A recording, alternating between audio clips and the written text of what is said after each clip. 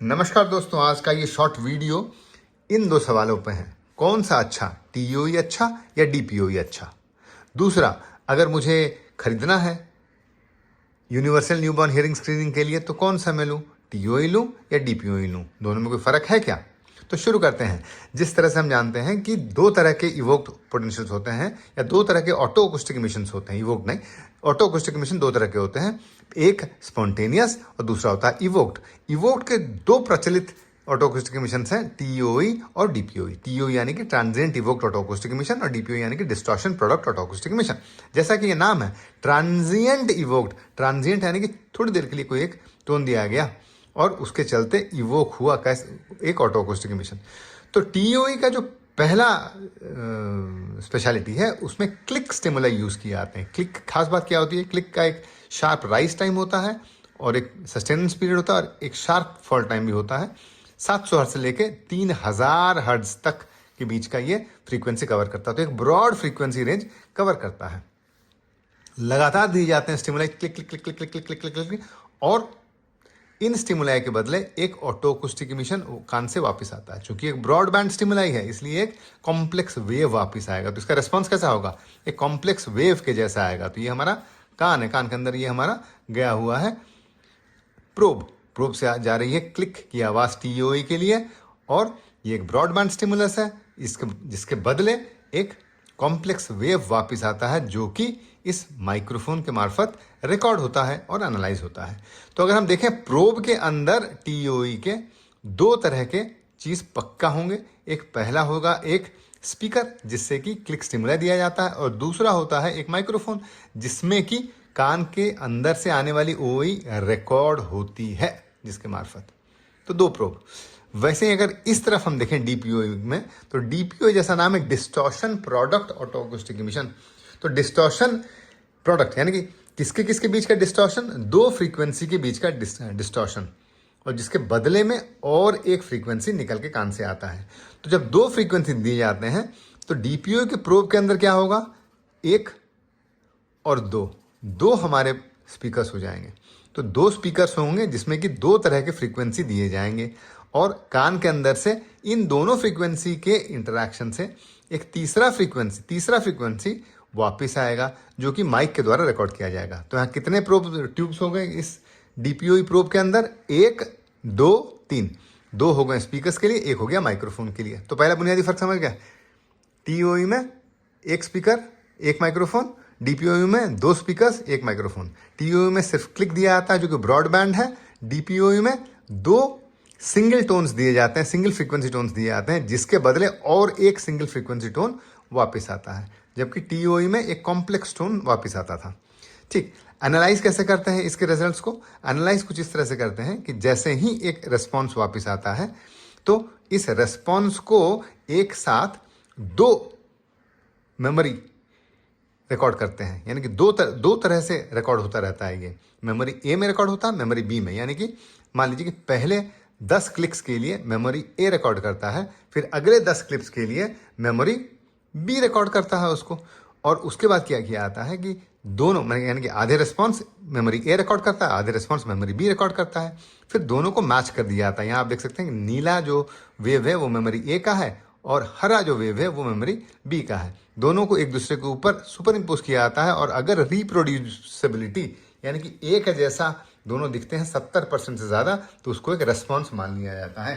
तो इस तरह से अगर हम देखें तो कान के अंदर से आने वाले रेस्पॉन्स टीओई में मेमोरी ए मेमोरी बी द्वारा रिकॉर्ड किए जाते हैं और इनको मैच किया जाता है और रिप्रोड्यूसिबिलिटी दिखाया जाता है। अगर रिप्रोड्यूसिबिलिटी 70% ज़्यादा है तो इसे मान लिया जाता है कि हाँ ये अपने में एक transient evoked auto acoustic emission है। इनका इंटेंसिटी क्या होता है, जैसे मैंने बताया कि 85 डीबी का तो इनका इनपुट होता है, और जो ऑटो अकॉस्टिक इमिशन बाहर है उनका इंटेंसिटी कितना होता है, लगभग 0 to 20 dB SPL इतने का होता है इंटेंसिटी इनका। यही चीज़ अगर हम डीपीओयू में देखें तो डीपीओयू में दो टोन दिए गए F1 और F2, और इसके बदले आया एक तीसरा टोन जो कि डिस्टॉर्शन प्रोडक्ट है जो कि रिकॉर्ड किया जाता है और एनालाइज किया जाता है। तो ये दो टोन F1 F2 जो होते हैं इनके रेशियो फिक्स होते हैं ताकि इनका जो रेस्पॉन्स बेहतरीन आ सके, और ये दोनों का जो फ्रीक्वेंसी का रेस्पॉन्स होता रेशियो होता है वो होता है 1:1.22। और ये अगर मान लीजिए हम एक फ्रीक्वेंसी को 1 किलोहर्ट्ज रखें तो 1.2 टू 1.2 किलोहर्ट्ज हो जाएगा।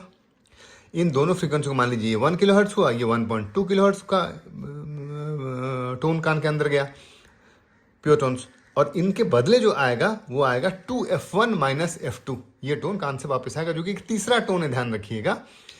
और ये 2F1 माइनस F2 इस केस में लगभग 800 हर्ट्ज के लगभग का आएगा वापस। तो यानी कि दो फ्रीक्वेंसीज अंदर दिए गए और एक अलग फ्रीक्वेंसी बाहर आया, जिसे कि रिकॉर्ड करके एनालाइज किया गया। एनालिसिस जब आप करेंगे तो कुछ इस तरह का दिखता है आपका रिस्पॉन्स, F1, F2 और 2F1 माइनस F2।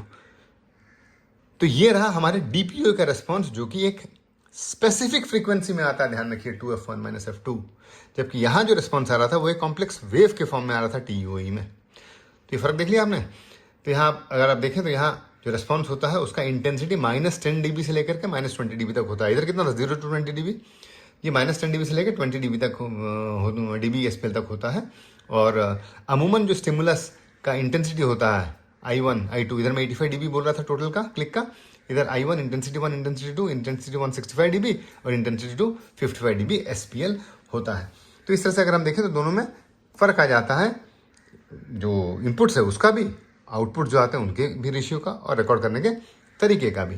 तो इनमें सिमिलरिटी क्या है कि दोनों जो दिखाते हैं वो रिजल्ट्स में पास या रेफर दिखाते हैं, ध्यान रखिएगा। और क्या है, इनका जो रेस्पॉन्स आता है वो अमूमन बैकग्राउंड नॉइज से 6 dB SPL ऊपर होना चाहिए, तभी नॉइज माना जाएगा, तभी रिस्पॉन्स माना जाएगा। तीसरा क्या है कि 500 हर्ट्ज के नीचे दोनों टेस्ट बड़ा खराब करते हैं और मिड फ्रीक्वेंसी में सबसे अच्छा भी करते हैं। सेंसिटिविटी स्पेसिफिसिटी दोनों का बहुत अच्छा है, इसलिए अच्छी तरह से इस्तेमाल कर सकते हैं। तो सवाल तो वहीं का वहीं रहा, तो कौन सा हम इस्तेमाल करें, DOE या DPOE? अगर आपको universal newborn hearing screening programme करना है, यानी कि NICU में बच्चों को टेस्ट करना है, तो हमारा लक्ष्य हमेशा रहता है कि हम मिड फ्रीक्वेंसी को बेहतर तरीके से टेस्ट कर लें, 500 हर्ट्ज टू 1.5 किलो हर्ट्ज हम तुरंत टेस्ट कर लें और हमारा एक स्क्रीनिंग टेस्ट हो जाए, फ्रीक्वेंसी स्पेसिफिक ना हो। तो इनके लिए और ये नॉइज़ रेजिस्टेंट हो, यानी कि थोड़ा नॉइज़ी ज़्यादा भी हो तो भी काम चला ले। तो इन सबको अगर देखा जाए तो TOE एक बेहतर पर्याय है, जिसमें कि क्लिक्स इस्तेमाल चूंकि किया आता है इसलिए एक कॉम्प्लेक्स वेव वापस आता है, चूंकि क्लिक इस्तेमाल किया आता है इसलिए नॉइज़ रेजिस्टेंट होता है ज़्यादा से ज़्यादा, थोड़ा इंटेंसिटी भी इनका ज़्यादा होता है TOEs का इन कंपैरिजन टू DPOE। तो नॉइज़ को भी टॉलरेट करते हैं और जल्दी भी हो जाता है ये, इसलिए TOE इस्तेमाल किया आता है यूनिवर्सल न्यूबॉर्न हियरिंग स्क्रीनिंग के लिए। वहीं अगर हम देखें, जैसे मैंने बताया कि दो अलग अलग फ्रीक्वेंसी के बदले एक फ्रीक्वेंसी आता है DPOE में, इसलिए DPOE फ्रीक्वेंसी स्पेसिफिक इन्फॉर्मेशन दे देगा, यानी कि 800 हर्ट्ज का यहाँ दे दिया, वैसे ही दो फ्रीक्वेंसी आप अरेंज कर दीजिए F1 F2, तो हो सकता है कि आपको 2 किलो हर्ट्ज का भी एक दे दे, 4 किलो हर्ट्ज के पास के फ्रीक्वेंसी का दे दे। तो इस तरह से अगर हम देखें तो फ्रीक्वेंसी स्पेसिफिक अगर मुझे जानकारी चाहिए तो मुझे DPOE लेना चाहिए, खास करके डायग्नोस्टिक पर्पस के लिए बेहतर हो जाता है।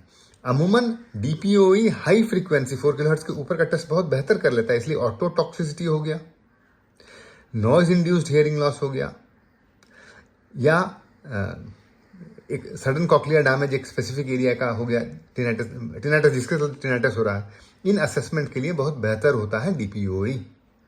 और साथ ही साथ चूंकि ये स्पेसिफिक फ्रीक्वेंसीज ले लेता है और हाई फ्रीक्वेंसी में बेहतर रेस्पॉन्ड करता है TOE से, इसलिए हाई फ्रीक्वेंसी लॉस किसी भी तरह का अगर हो उसको टेस्ट करने के लिए DPOE बेहतर होता है TOE से। तो इस तरह से TOE और DPOE अलग होते हैं। उम्मीद करता हूँ समझ में आया होगा। बहुत बहुत धन्यवाद।